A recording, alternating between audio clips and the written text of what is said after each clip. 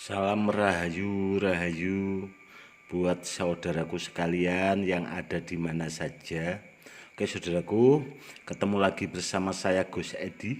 Di sini gudangnya Mustika Batu Badar Besi Ori. Oke, saudaraku, kali ini saya masih membahas tentang Badar Besi Selonata Pamor Gedong. Bisa kita lihat, saudaraku, ini ada dua barang, yang satu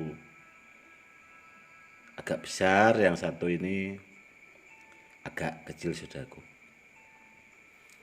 Gini, saudaraku, kalau kepengen tahu badar besi selonata yang bagus, badar besi selonata yang bagus itu kalau bisa, kalau dipakai buat pribadi itu yang seperti ini, saudaraku, yang ada pamor gedongnya. Pamor gedong itu yang seperti apa, Gus? Kita dekatkan. Itu kan ada motif kotaknya, saudaraku. Itu kalau di pusaka keris dinamakan pamor gedong. Cuma pusaka yang ada motif kotaknya seperti pamor gedong itu kerisnya langka sekali. Tuah dan fungsinya sudah pernah kita bahas, saudaraku, dalam video-video saya yang sudah. Kalau pamor gedong itu bisa digunakan buat sarana kerejekian dan kejayaan. Seperti itu kurang lebihnya. Ini juga, saudaraku, ini juga ada pamor gedongnya, kotak segi 4. Yang harus kita tahu, saudaraku, badar besi selonata yang seperti ini itu sangat langka sekali. Kenapa badar besi selonata yang seperti ini jarang diunggah di channel-channel YouTube yang lainnya? Karena apa? Karena barangnya langka, saudaraku. Kalau badar besi selonata mungkin banyak itu penjual-penjualnya di YouTube channel sebelah, itu banyak, saudaraku, yang jual badar besi selonata. Cuma kalau yang pamor gedong seperti ini itu langka sekali. Kalau bisa, kalau buat pribadi cari yang seperti ini, saudaraku, itu jelas bagus. Pertama, bisa kita lihat dari barangnya. Badar besi selonata yang bagus itu yang seperti ini, saudaraku. Dia hitam mengkilat, motifnya jelas, kotak segi 4 itu. Ada pamor gedongnya. Bisa kita lihat. Kemarin juga ada yang pernah komen sih ke channel YouTube saya. Gus, itu kalau bisa digunakan buat sarana kerejekian dan sebagainya, kenapa kok itu dimahari? Kenapa kok nggak dipakai sendiri? Kan seperti itu. Itu sebenarnya pertanyaan bagus, saudaraku. Cuma pertanyaan seperti itu kalau menurut saya pribadi, orang seperti itu wawasannya, ngopinya kurang jauh, saudaraku. Kok bisa seperti itu? Lah iya, saya sendiri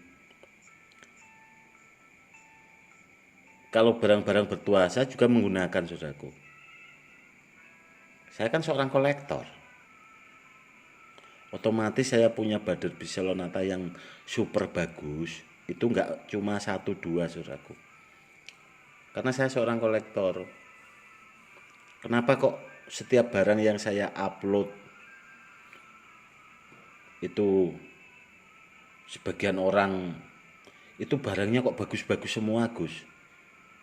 Ya karena saya seorang kolektor, saudaraku. Saya itu kan kalau barang nggak bagus kan nggak mungkin saya simpan. Seperti itu. Kalau barangnya bagus baru saya simpan. Kalau barangnya langka, super langka. Karena dari awal saya sebelum bikin channel YouTube itu barang-barang seperti ini itu saya koleksi, saudaraku. Bila ada saudaraku yang minat itu kan ya tidak ada salahnya lah istilahnya saya memaharkan. Karena apa? Karena saya merasa kasihan, karena banyak saudara-saudara kita itu yang mahari barang, dapat barangnya itu nggak pasnya apa? Barangnya nggak bener, kadang palsu. Dapat badar Bisellonatanya juga kualitasnya jelek dan rendah bahasanya, kurang layak pakai lah. Makanya saya kalau ngupload video itu barang itu saya tunjukkan yang apa ya, bener-bener berkualitas. Jadi istilahnya bila ada di antara saudara kita yang minat, itu nggak kecewa, bahasanya seperti itu saudaraku. Sudah paham ya saudaraku jawabannya itu. Kenapa barang kalau itu bagus kok nggak dipakai sendiri? Koleksi saya banyak saudaraku. Tanpa apa ya dikasih pertanyaan seperti itu saya sudah paham. Karena saya seorang kolektor dan saya pakarnya. Saya kasih apa ya, ngasih edukasi seperti ini agar saudaraku juga apa ya, kedepannya kalau pengen barang itu biar dapat yang bagus, kalau digunakan buat sarana media itu hidupnya biar lebih mapan.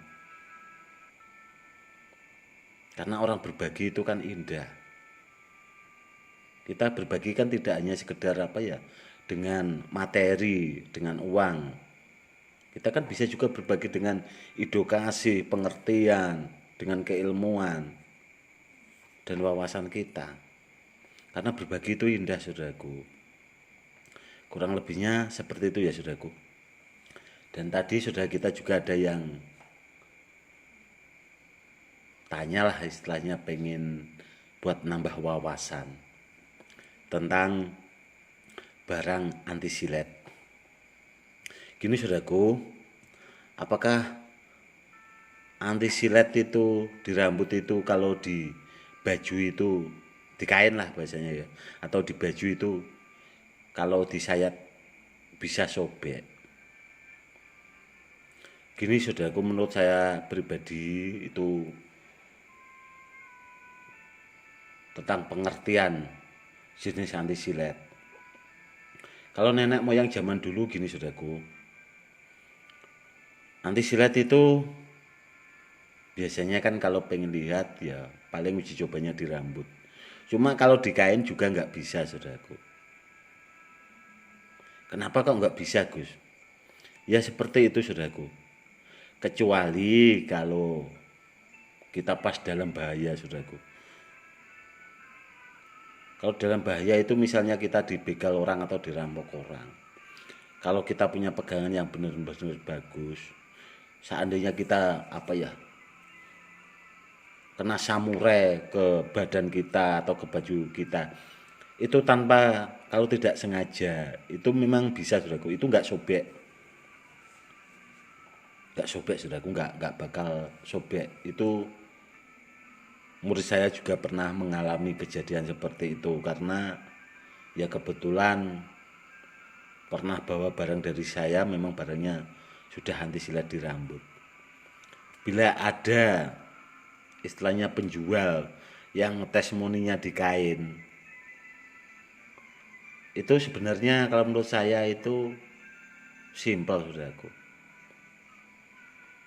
Cuma kalau barang seperti itu walaupun di anti silet di kain gitu kan, disayat-sayat di kain, kainnya nggak sobek, meskipun seandainya dimahari orang, saya pastikan itu jebol. Karena ada juga saudara kita yang itu videonya pernah saya unggah, yang saya tulis pemahar lucu itu juga pernah mahari barang dari orang, itu dites pakai kain, itu nggak jebol. Cuma setelah barangnya dimahari itu jebol saudaraku. Karena apa? Yang bisa di kain tidak jebol itu pakai ilmu saudaraku. Kalau kita apa ya, bikin istilahnya atraksi lah, kita kain itu kita sayat pakai silet baru itu nggak sobek. Cuma kalau barang setahu saya ya paling di rambut, kalau pengen tes anti silet di rambut, kurang lebihnya seperti itu. Cuma yang saya tekankan, selalu saya tekankan, barang itu terutama harus asli ori dulu, saudaraku. Karena dengan barang asli ori yang sudah insya Allah itu kita akan merasakan tuahnya dari barang yang kita bawa. Kurang lebihnya seperti itu. Makanya saya selalu menekankan dalam video-video saya, carilah barang yang benar-benar asli, ori, sama yang pakarnya. Jangan kita lihat testimoninya, terlihat hebat dan sebagainya. Kalau testimoni, kalau sama penjualnya itu udah biasa, saudaraku. Jangan heran. Cuma kita kan harus paham, apakah orang itu juga mengunggah testimoni dari pemahar-pemahar orang itu. Kan seperti itu harusnya kita mikirnya. Kalau nggak ada testimoni dari orang lain kan ya percuma. Otomatis barang yang dijual itu juga nggak ada fungsinya kalau sampai ke tangan pemaharnya. Kurang lebihnya seperti itu, saudaraku. Oke, saudaraku. Ini tadi tentang Badar Besi Selonata Pamor Gedong. Itu tadi, saudaraku, ya, yang tadi WA saya jawaban tentang anti silet. Anti silet itu tingkatan tahapan kanuragan paling tinggi, bahasanya udah sangat tinggi lah. Kurang lebihnya seperti itu. Semoga saudaraku yang awam paham lah dengan edukasi yang saya berikan. Semoga bermanfaat buat saudaraku yang awam ya, saudaraku. Oke, saudaraku, mungkin cukup sekian dulu dan terima kasih. Salam hormat saya, Gus Edi.